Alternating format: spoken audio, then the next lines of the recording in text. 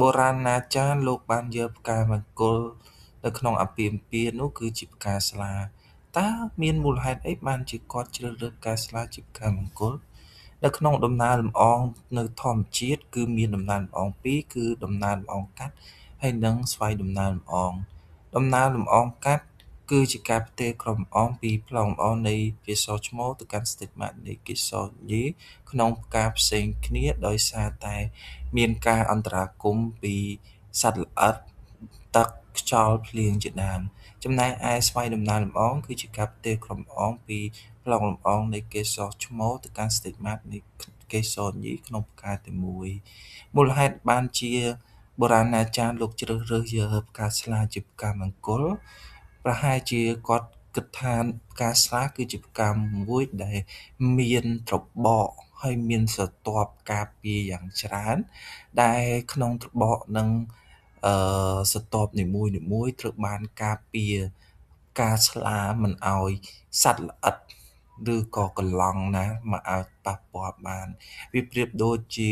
ព្រហ្មចារីយ៍របស់នារីដែលត្រូវបានឬក៏កូនស្រីដែលត្រូវបានមើលការថែទាំក្រោមឪពុកម្ដាយ បងប្អូនក្រុមគ្រួសារ អញ្ចឹងហើយបានយើងឃើញថានៅពេលដែលមានមង្គលការតែងតែមានការលើកផ្កាស្លាជូនទៅដល់ឪពុក ជូនទៅដល់បងប្អូនជាដើម ហើយអត្ថន័យផ្កាស្លានេះប្រហែលជាគាត់ចង់បង្ហាញថា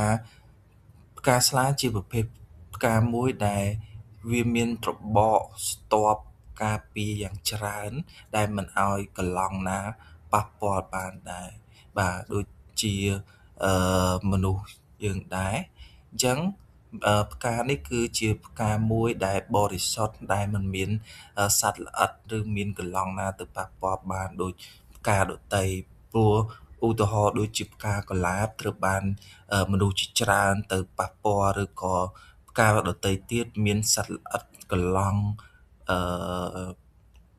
ស្រមោចអីទៅរួមបាទលើផ្កាហ្នឹង ចំណែកឯផ្កាស្លាគឺអត់មានទេគឺត្រូវបានការពារដោយស្រទាប់ បាទបើប្រៀបធៀបទៅនឹងមនុស្សមានន័យថាគាត់ត្រូវបានការពារពីឪពុកម្ដាយឬក៏អីចឹងទៅប្រហែលអញ្ចឹងហើយបានជាបុរាណអាចារ្យយើងគាត់ជ្រើសរើសយកផ្កាស្លាជាផ្កាមង្គល